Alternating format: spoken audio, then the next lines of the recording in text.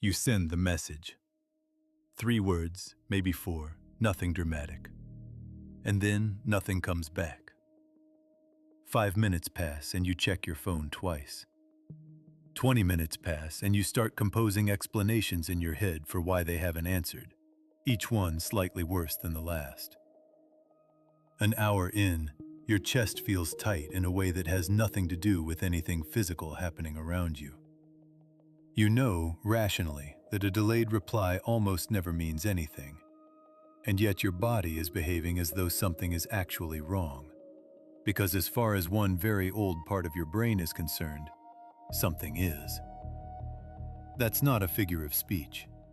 It's closer to a literal description of what's happening inside your skull. In 2003, neuroscientist Naomi Eisenberger ran a study that has quietly reshaped how psychologists think about rejection. She placed people in a brain scanner and had them play a simple ball-tossing game with 2 other players. Except the other players were computer-controlled, and partway through, they simply stopped throwing the ball to the participant. No explanation, no unkind word, just silence and exclusion. What Eisenberger found in the scans was that the brain regions activating during this small social exclusion were the same regions that activate during actual physical pain. Not similar regions, not regions that share a general theme of unpleasantness. The same anterior cingulate cortex that lights up when you burn your hand lit up when a stranger in a game stopped including you. This is the detail that should stop you for a second. Your nervous system did not evolve a separate, milder channel for social pain. It reused the one it already had for physical injury, which means somewhere in your architecture, being ignored and being hurt are processed as versions of the same event. When you say waiting for a reply feels bad, you are not exaggerating for effect. You are describing, with more accuracy than you probably intended, an actual overlap in the circuitry. Once you know that, the next question becomes obvious. Why would a mind wire silence to feel like injury in the first place? The answer sits in the same evolutionary logic that shows up again and again once you start looking for it. For nearly the entire span of human existence, being excluded from your group wasn't a minor social inconvenience. It was a resource problem, a protection problem, and frequently a survival problem.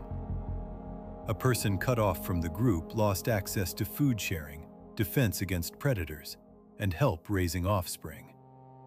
In that environment, a mind that treated exclusion as urgently as it treated physical harm wasn't being dramatic. It was making an accurate calculation about what silence from the group could actually cost you. Which means the tightness in your chest while you wait for a reply isn't really about the message at all. It's an ancient alarm system, built for a world where being cut off could kill you, going off inside a modern nervous system that has no way of knowing the stakes have changed. Here's where it gets stranger, because your brain doesn't just register the silence. It starts actively filling it in. Psychologists studying uncertainty have found that ambiguous situations, ones without a clear resolution, are processed as more threatening than situations with a definitively bad outcome. An unanswered message is pure ambiguity. It could mean they're busy, asleep, in a meeting, or simply haven't looked at their phone. But your mind doesn't like holding that many open possibilities at once, so it starts collapsing them. And it tends to collapse toward the version that matches the alarm already ringing. Not, they're probably fine. Something closer to, they're upset with me, or something happened. Or the specific, familiar spiral of imagining exactly what you might have said wrong. This isn't a flaw in your reasoning. It's a feature of how threat detection systems work.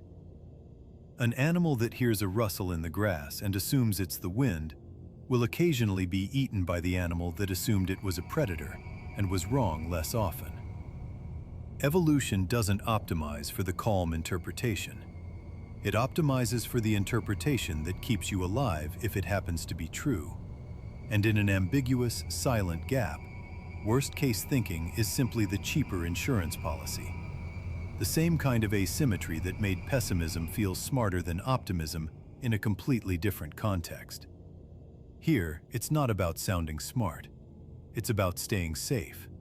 And your mind will pay the price of unnecessary anxiety 100 times over, rather than risk missing the one time the silence actually meant something. There's also a modern twist that makes this feel more intense now than it likely did even a generation ago. In most of human history, if someone went quiet, you couldn't watch it happening. Now you often can. You see the delivered notification. You see when they were last active. Some platforms even show you when someone has opened your message and chosen specifically not to reply. Every one of those small technical signals gives your alarm system fresh fuel, because now the silence isn't just an absence of information. It's an absence you can timestamp, which makes it feel less like waiting and more like being deliberately left there. And underneath all of it is the same mechanism from Eisenberger's scanner, still running. Each unanswered minute doesn't just feel emotionally uncomfortable. It's processed in part through pain circuitry that your body originally built for actual physical threats, which is why reflexively checking your phone can feel less like a habit and more like touching a bruise, an almost compulsive need to check whether it still hurts, even though checking rarely makes the waiting easier and sometimes makes it sharper. None of this means the anxiety you feel is irrational in the sense of being random or invented. It's an old, precise, extremely well-calibrated system, doing exactly the job it was built for, just running in an environment it was never designed to interpret correctly. The silence isn't dangerous, but somewhere very deep in your wiring, a part of you that kept your ancestors alive by taking exclusion seriously has no way of knowing that, and it's going to keep sounding the alarm, minute by minute, until the reply finally comes. Or until you learn to recognize the alarm for what it actually is. Which is why you'll check your phone again in a minute, even though nothing about checking will change what's on the other side of the silence. That's not weakness. That's a very old system doing exactly what it was built to do, in a world that stopped matching its assumptions a long time ago.